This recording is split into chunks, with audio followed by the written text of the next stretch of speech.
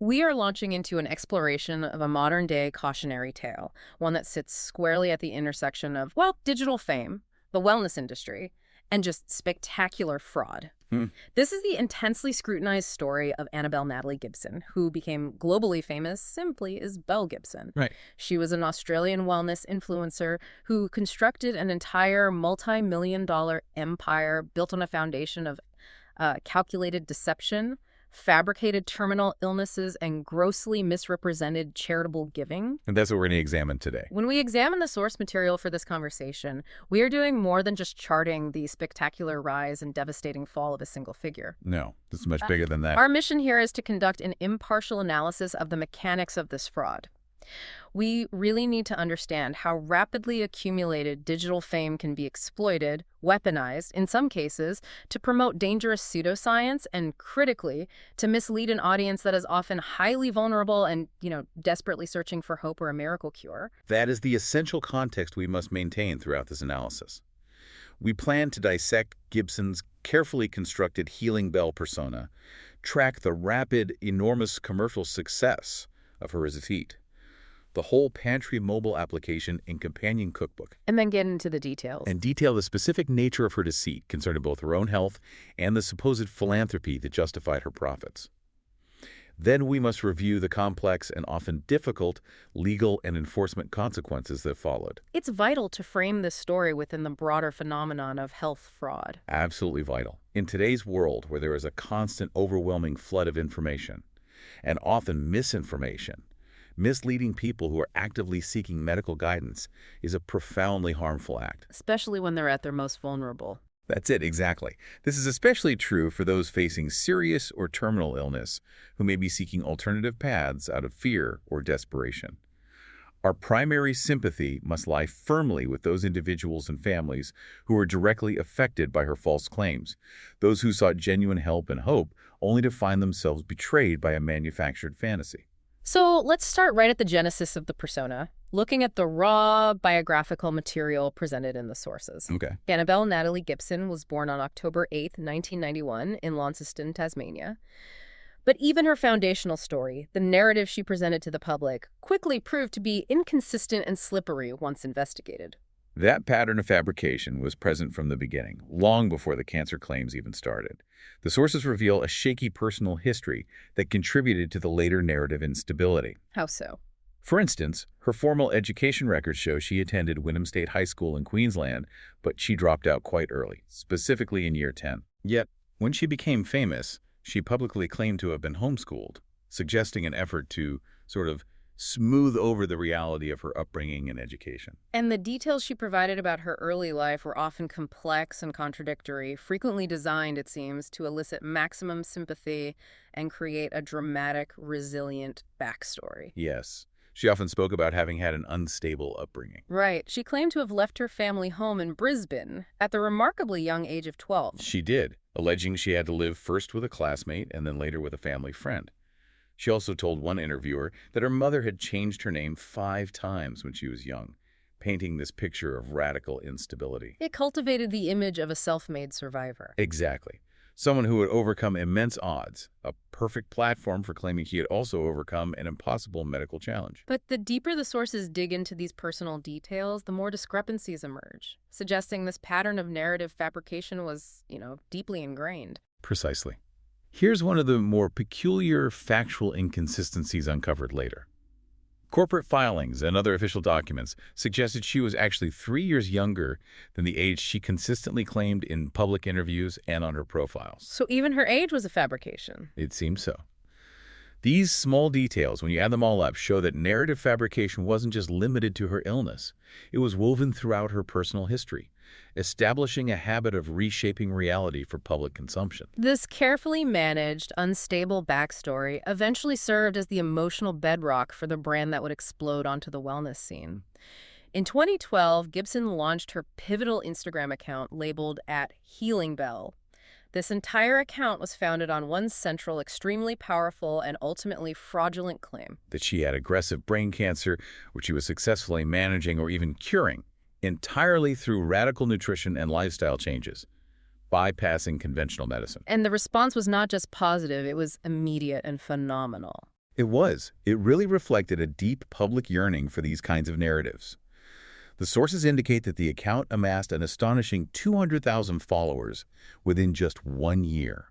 Wow. This incredibly rapid digital validation, the sheer numbers, gave her personal, unverified claims immense perceived legitimacy in the eyes of the public and, critically, in the eyes of commercial partners. That rapid success then paved the way for the major commercial launch. In August 2013, she launched the Whole Pantry mobile app. And this wasn't a slow build. It was a phenomenon right out of the gate. She was only 21 years old at the time. The numbers are just staggering for a startup app in that space. They really are. It was downloaded 200,000 times within the first month alone, and crucially, it received a massive corporate endorsement. From Apple. From Apple, one of the most influential technology companies in the world, which voted it the best food and drink app of 2013. That type of validation moves a product from a niche wellness blog to a globally recognized piece of technology. The financial scale of this success, based entirely on a fabricated premise, really underscores just how persuasive and compelling the Healing Belle persona was. Absolutely.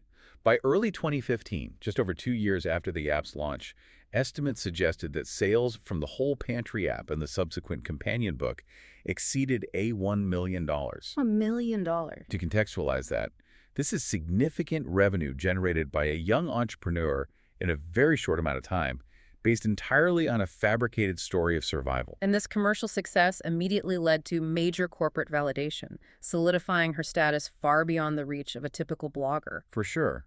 She secured a high-profile book deal, signing with Lantern Books, which is an imprint of the established Penguin Books. The companion cookbook was published in October 2014. But perhaps the biggest indicator of her acceptance into the mainstream corporate world came in September 2014. The Apple partnership. When she worked directly with Apple Inc. to integrate her product into their ecosystem. Yes. Apple selected the Whole Pantry app to be a privileged, pre-installed, default third-party inclusion for the launch of the highly anticipated Apple Watch in April 2015. That is an unbelievable level of access and trust granted by a major tech company. It secured her status not just as a successful influencer, but as a major media and technology partner. Placing her brand in front of millions of potential new customers globally. And she clearly intended for this massive growth to continue. Oh, absolutely.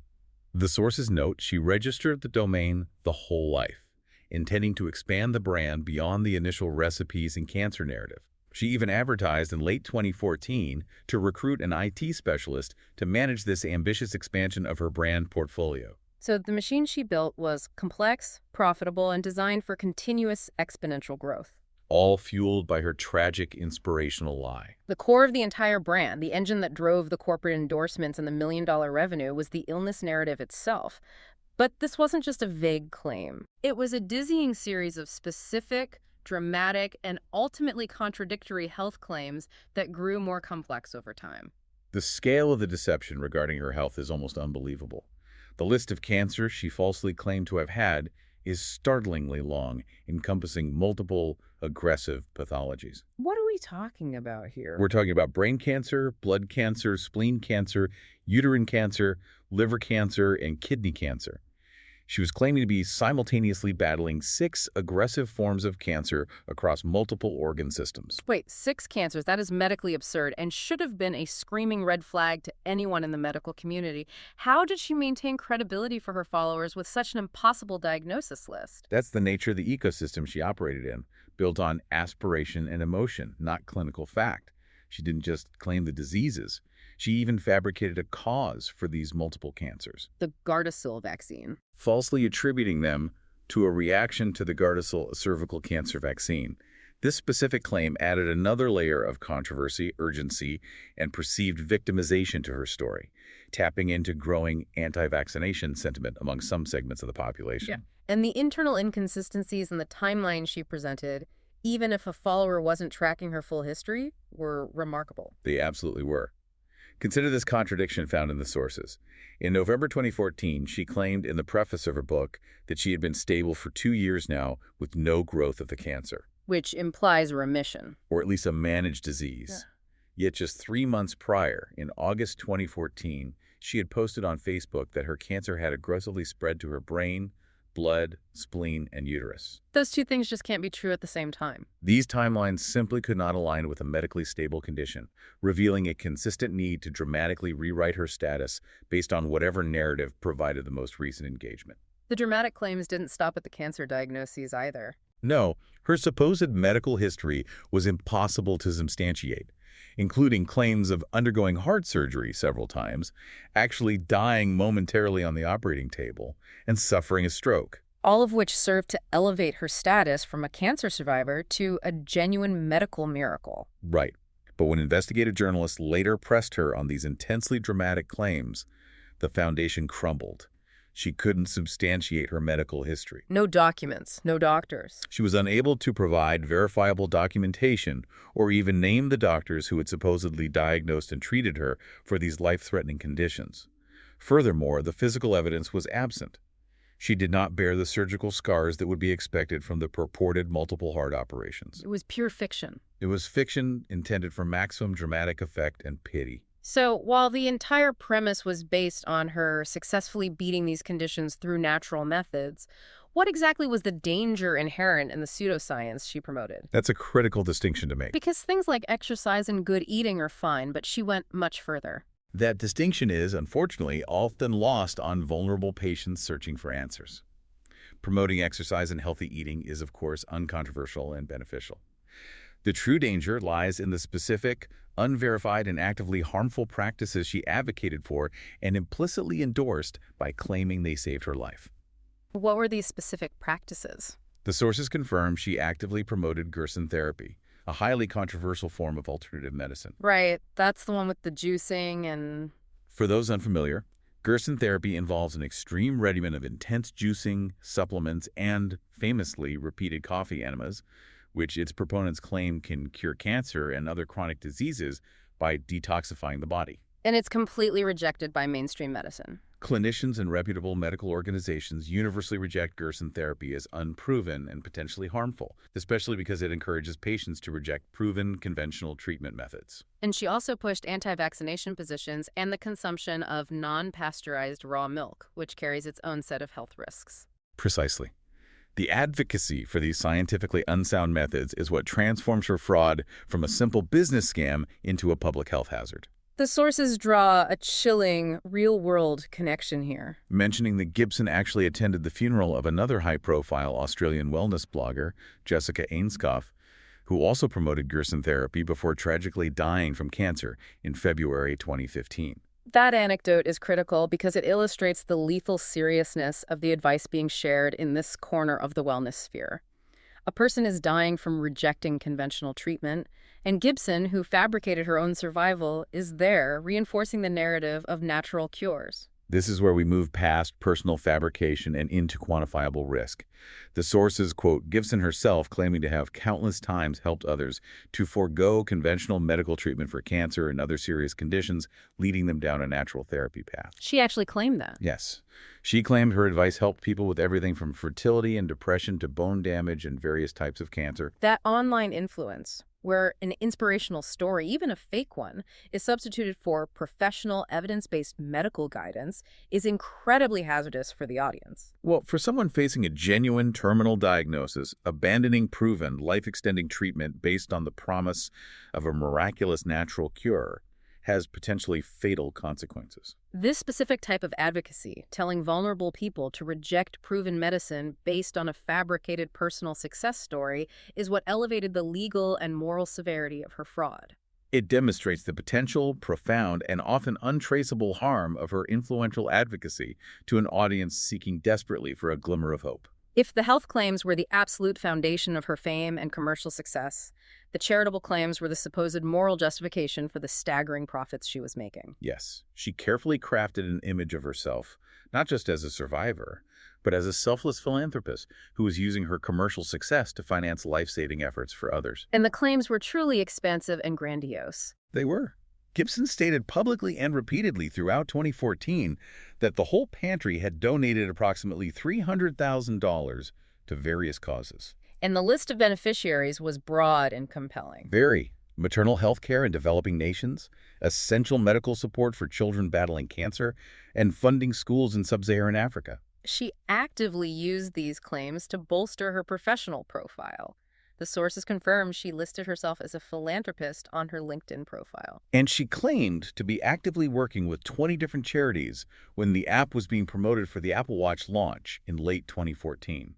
This created a sense of massive, impactful global effort powered by her app sales. But the reality, as methodically uncovered by subsequent media investigations, was dramatically and pitifully different. When investigators tried to track the claimed $300,000 in donations, they found that only an estimated $7,000 could actually be verified as having been donated. Just 7,000 out of a promised 300,000. That is a staggering 97% discrepancy between the promise and the reality. Furthermore, the timing of those few verified donations is incredibly revealing. Suggesting a frantic attempt to cover her tracks. It absolutely does.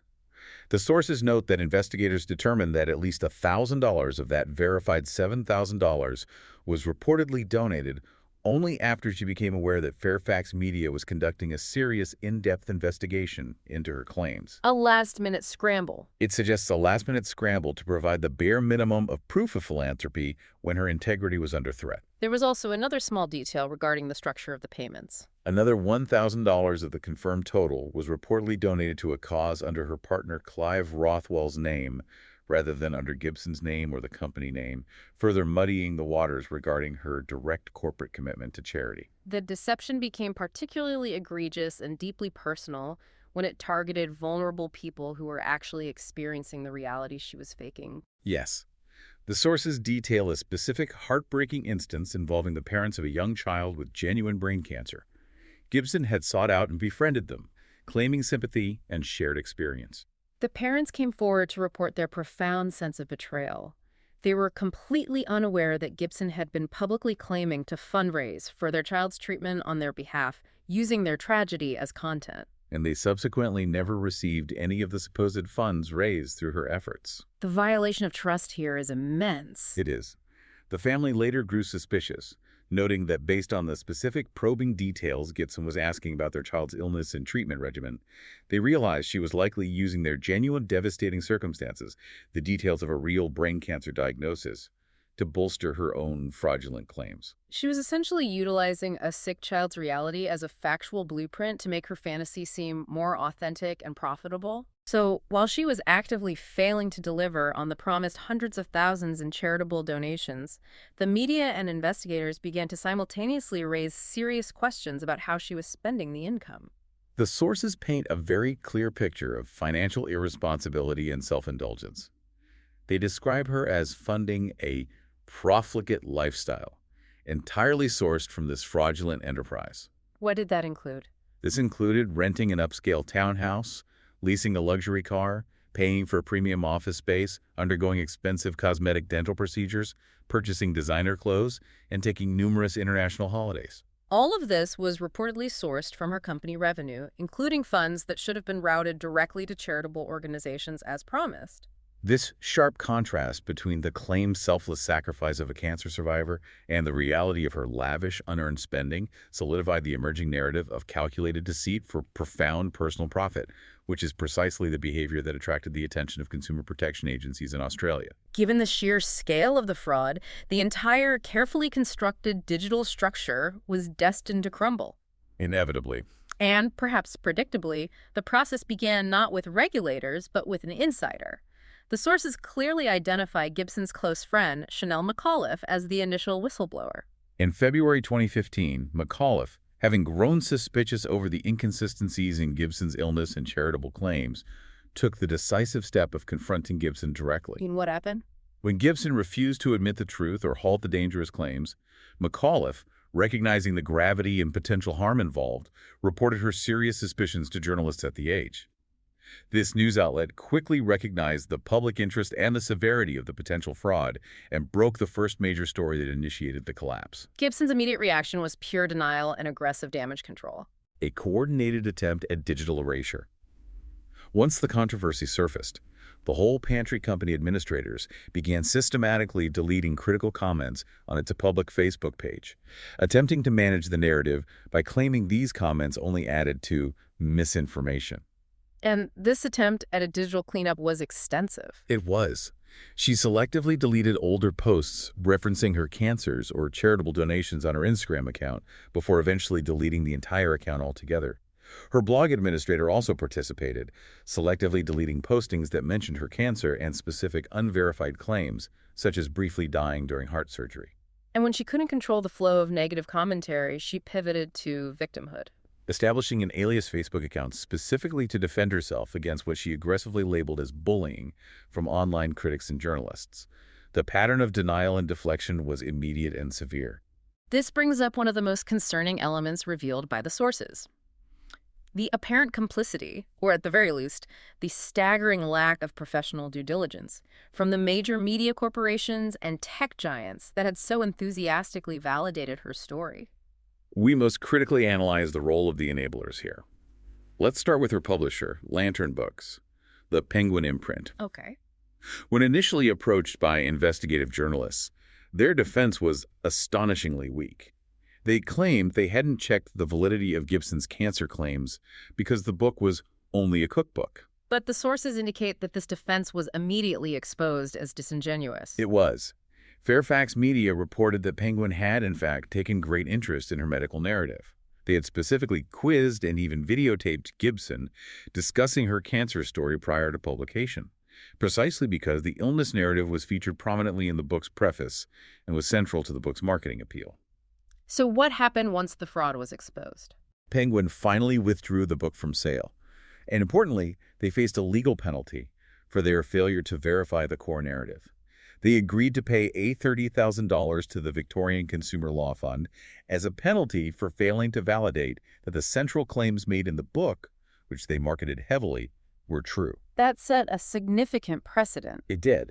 A precedent for accountability for publishers operating in this sensitive sphere. What about Apple, the giant corporation that had made her app a default, privileged inclusion for the highly visible Apple Watch launch? Apple's initial response was defensive. They initially declined to remove the app, stating publicly that their only concern was the app's functionality and that the content was the responsibility of the vendor. But that position proved untenable very quickly. Very.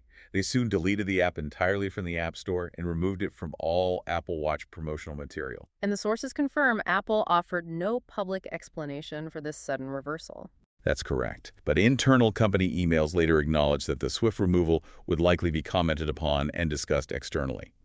The silence was clearly a strategic move to distance themselves quickly and quietly from the fraud, without admitting they had failed in their own vetting process for a key launch partner. And what about the glossy lifestyle magazines that had actively propelled her to fame? The sources reveal a collective failure of journalistic responsibility. Elle Australia, after publishing a highly laudatory story about Gibson in December 2014, admitted that they subsequently received anonymous claims and warnings that her entire story was fabricated, and they chose to dismiss them. The same happened at Cosmopolitan. Yes, which had awarded her their prestigious 2014 Fun, Fearless Female Social Media Award. They too admitted they had received and dismissed a similar email, warning the magazine that Gibson's entire narrative was a lie. Did they strip her of the award? Despite the ultimate confession, Cosmopolitan decided not to, claiming disingenuously that she was reader-nominated and reader-voted. However, the source material contradicts this claim, noting that the magazine's associate editor had stated, "I put forward the nomination myself." So the magazine was highly instrumental in promoting her. This systematic failure prompted sharp professional criticism. A respected cancer researcher from the Garvan Institute of Medical Research weighed in publicly, stating that by failing to conduct basic fact-checking, providing unfiltered PR to Gibson's untested and dangerous claims, the uncritical media was deeply complicit in her scam. They were, in essence, the powerful enablers of this deception. The digital walls finally closed in, and Gibson made the full admission of fraud in April 2015 during a high-profile interview with the Australian Women's Weekly. And the quote was just definitive. Unequivocal. No, none of it is true. It was a full admission that she had fabricated all her claims of having 6 different cancers, the heart surgeries, and the stroke.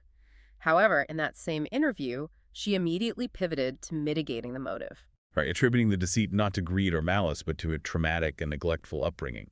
She claimed her estranged mother forced her to care for herself and her brother since the incredibly young age of 5. This narrative, designed perhaps to elicit sympathy, was immediately challenged. It was. Gibson's mother, Natalie Del Bello, publicly refuted these claims shortly afterward, calling them a lot of rubbish. She specifically denied Gibson's claim that her brother was autistic and refuted the extreme neglect narrative. It shows that the habit of fabrication creating sympathetic, dramatic scenarios continued even as she was confessing to the initial massive fraud. The Yes. public mention of fraud led directly to rigorous legal action. Initiated by Consumer Affairs Victoria in May 2016 against Gibson and her company, the Whole Pantry Body Ltd. The core of the complaint was based on false claims regarding her diagnosis, her rejection of conventional treatment, and crucially, the fraudulent charitable donations. The case progressed through the Federal Court of Australia. Yes, and in March 2017, the court concluded that the prosecution had successfully proven most of their claims, delivering a definitive legal judgment. The judge concluded that Mrs. Gibson had no reasonable basis to believe she had cancer. That ruling solidified the fact that her illness narrative was a calculated lie, not merely a misunderstanding. It did. It is particularly interesting to examine the psychological dimension introduced in the court proceedings, which seemed to influence the judge's assessment of her intent. Indeed. The judge acknowledged that Gibson's narrative suggested she may have been acting out of some degree of delusion or a complex psychological state rather than clear, cold criminal intent solely focused on financial gain. That's an important legal distinction. It is. However, clinical experts observing the case rejected this softer psychological assessment. How did experts characterize her actions? Mark Feldman, a clinical professor of psychiatry who actually coined the term Munchausen's by internet, specifically described her actions as particularly predatory and characterized the entire affair as deceit on a grand scale for personal profit. We should briefly explain the concept of Munchausen's by internet for the listener. Certainly. Munchausen syndrome involves fabricating or inducing illness in oneself to gain attention, sympathy, or validation.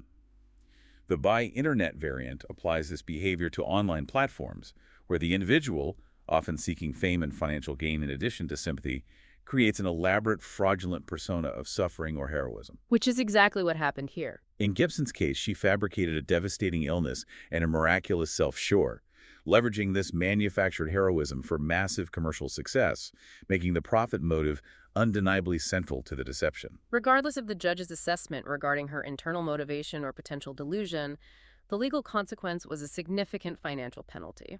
In September 2017, Gibson was fined a $410,000. It is crucial to note that this fine was levied specifically for the making of false claims regarding her donations to charity, which fell under Australian consumer protection law. And here is where the story of enforcement and genuine accountability takes a very frustrating turn. It does. Despite the significant fine imposed in 2017, the sources confirmed that as recently as February or March 2025, nearly 8 years later, Belle Gibson has still not paid the fine. Not at all. With accumulated interest and legal costs, the debt now exceeds $500,000. She claimed financial ruin following the expose and subsequent legal battle. She did. In a 2017 letter later released by the federal court, Gibson claimed to be facing severe financial distress, stating she was $170,000 in debt and only had $5,000 to her name. Which immediately raised concerns about the difficulty of enforcing a substantial financial penalty. Exactly. Especially against a figure who rapidly dissolved her corporate structure once exposed. But the authorities have persisted in attempting to enforce the penalty and recover the funds owed. Yes. Consumer Affairs Victoria, through the Sheriff's Office of Victoria, has taken serious enforcement actions. The Sheriff's Office conducted search warrants at her home in Northcote in January 2020 and again in May 2021. And what was the purpose of those raids? The specific purpose of these actions was to seize saleable items, assets such as jewelry, designer goods, or electronics, that could be liquidated to recoup the unpaid fines. This prolonged and difficult enforcement process really demonstrates the challenges faced by legal systems when dealing with financial fraud perpetrated through rapid, ephemeral online platforms. That's right. The money is often generated quickly and then dissipated, leaving few tangible assets behind. The case becomes a test of whether the legal framework can effectively ensure accountability when the financial damage is done primarily through mass digital deception rather than traditional, easily traceable corporate fraud. Exactly. Remarkably, even after the legal judgment, the public disgrace, and the scrutiny of enforcement, Gibson continued to generate new, highly complex controversies. Suggesting the pattern of identity fabrication was deeply ingrained. The sources detail an astonishing incident in January 2020 when a video surfaced online. Right. This is the Oromo video. In the video, Gibson was shown wearing a headscarf and speaking partially in the Oromo language, a Cushitic language spoken in Ethiopian parts of Kenya. She referred to herself by a new name, Sabantu. What were her claims in this video? She claimed to have been adopted by the Ethiopian community in Melbourne after 4 years of intensive volunteering. She referred to this adoption as a gift from Allah, completing a profound religious and cultural identity pivot following the collapse of her wellness guru status. And following the established pattern, this new identity was immediately and publicly refuted. It was. The president of the Australian Oromo Community Association in Victoria immediately and publicly refuted her claims. He stated definitively that she was not a registered volunteer, not a community member, and not actively working with the community in any capacity. So is another complete fabrication. He noted he had only seen her at community events 2 or 3 times and wished for her to stop claiming affiliation with their community. It is striking how the behavior of fabricating identity, relationships, and affiliations appears to continue, even when faced with massive public and legal consequences. The impulse to create an elaborate sympathetic narrative seems to transcend the original purpose of the profit-driven health fraud. This latest episode simply reinforces the clinical observation that the root behavior, the need for elaborate, fabricated validation and identity persists, regardless of the consequences. Finally, we must acknowledge the media legacy of the entire Belle Gibson affair. Despite the fact that the fine remains unpaid, her story continues to be incredibly relevant in popular culture, serving as a defining template for digital deception and wellness fraud. That relevance is firmly cemented by the sources citing 2 major productions based on her life. First, the 2023 Netflix 2-part documentary, The Search for Instagram's Worst Con Artist. And a drama series is coming as well. Second, the upcoming 2025 Netflix drama series, Apple Cider Vinegar, which fictionalizes her story. Her case has become a permanent marker in discussions about online authenticity, trust, and fraud. And these adaptations show a continued public fascination with how easily massive deceit can be achieved in the digital sphere.